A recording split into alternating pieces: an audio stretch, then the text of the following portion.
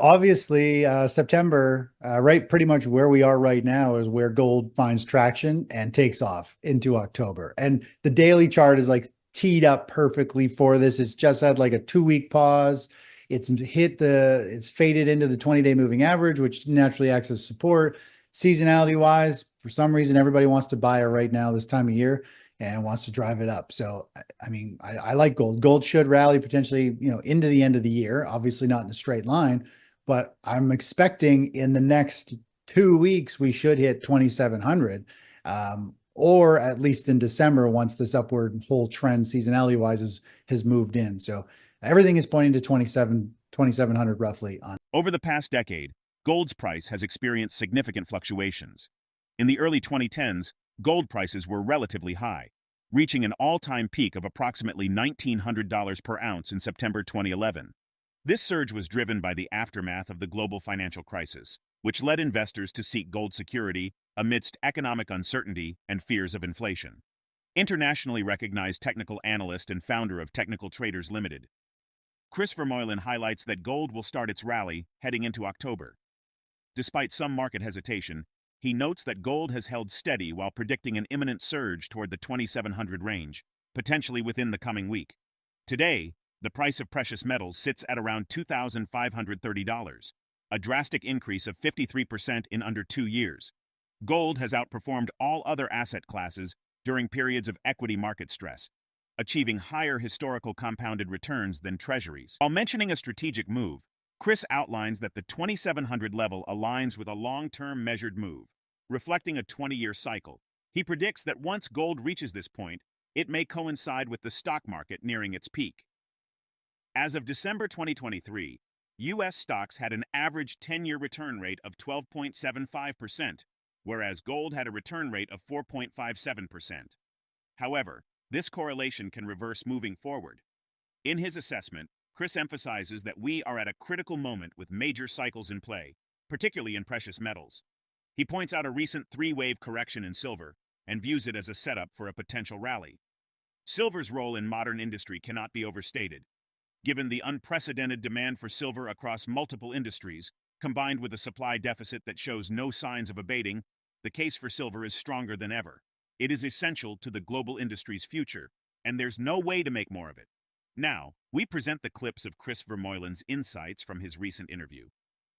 Before we continue to discuss this, please subscribe to our channel and activate the bell icon for timely updates. It is super bullish. I mean, this is like gold is primed and ready. It's already rallying. It's bullish on pretty much every chart time frame right now. So I mean, yeah, no one can complain. It looks really good. The daily chart, when we drop to it, has had a beautiful little pause. It's been trading sideways towards the 20-day moving average. There's been some weakness and some fear in the market, which has kind of muted gold a little bit, but it hasn't like fallen. It's just paused. And I think we're about to see it start to move higher again and have another leg up. And, I think 2,650, 2,700 is just, any day, any week here, it's going to pop and rally there. And once it gets there, that's a big measured move. You and I have talked about it before. Right. It's Right. like a 20-year cycle measured move. It's this bullish, just this over this year also points there, a longer term. So there's multiple time frames that point to 2,700 or so is kind of right dab in the middle.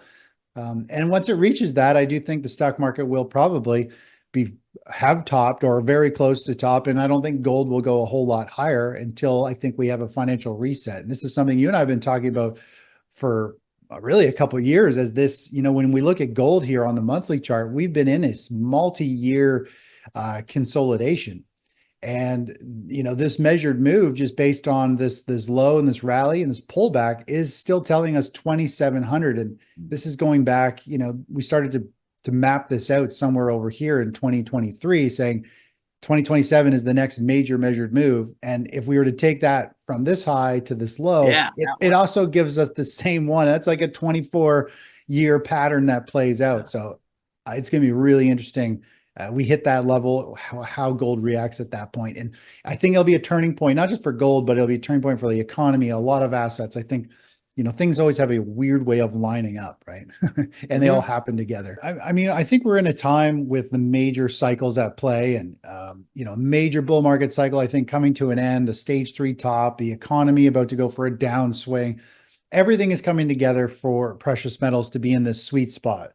Gold naturally holds up generally almost always better and wants to go higher in this window.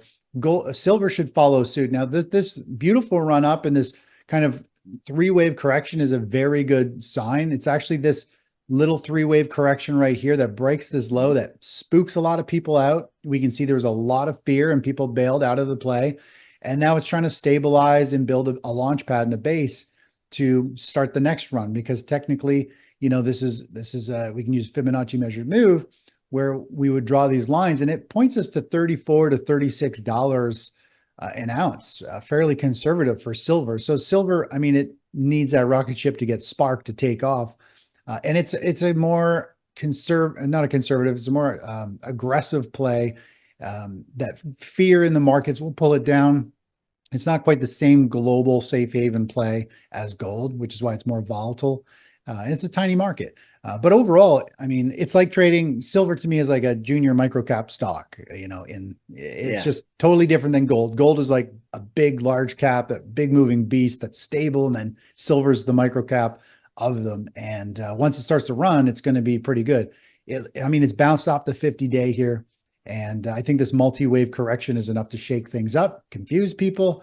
And if it can find traction and break that and close above 30, I think we're off to the races to 34 or 36. During the interview, ChrisVermeulen expressed that the mining sector may continue to face challenges, but he remains optimistic about a short-term rally in gold, silver, and miners. He predicts that GDX could rise even into the low 50s if there's a strong push in the precious metals market.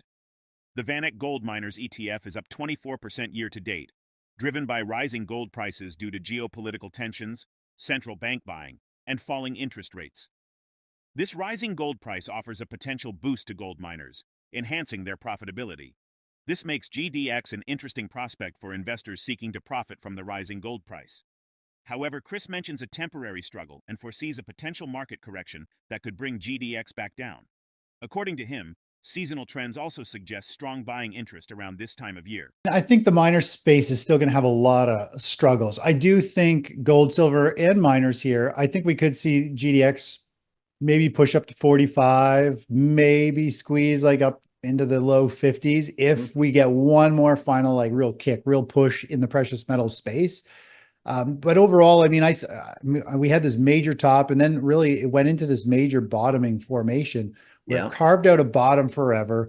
We started to see some big bouts of buying where investors moved in, and those, that busted through, and now it's faded down into that base, and now it's starting to come to life. As you pointed out, it's breaking through this falling trend line, and it is showing signs of life, that it wants to go higher. So I like it. I mean, we're long GDX, and I think we've got some upside potential here. And I think it's short-lived. It's a trade. I believe if we go through a market correction, I think GDX will be right back down where it is or lower. And then you re-enter it once, we go through a stage 4 decline, a reset, and then it'll be a big opportunity after that. So the whole precious metal space I'm bullish on over the next couple of weeks, couple of months, depending how long the market wants to drag this out. But it's not to me, it's not a long-term buy here. Obviously, September, right, pretty much where we are right now is where gold finds traction and takes off into October. And the daily chart is like teed up perfectly for this. It's just had like a 2-week pause.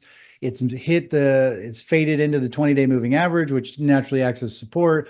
Seasonality wise, for some reason, everybody wants to buy it right now this time of year and wants to drive it up. So, I mean, I like gold. Gold should rally potentially, into the end of the year, obviously not in a straight line, but I'm expecting in the next 2 weeks, we should hit 2,700, or at least in December, once this upward whole trend seasonality wise has moved in. So everything is pointing to 2,700 roughly on. Gold adds an essential layer of diversification to an investment portfolio because it has shown a negative historical correlation with other asset classes. In other words, when investments such as stocks and bonds falter, gold tends to outperform. How do you see the evolving trends in gold and silver impacting your investment strategy in the coming months? Drop your thoughts in the comments section below. If you find this video informative, don't forget to support our channel and turn on notifications to stay informed about our latest videos. See you in the next video.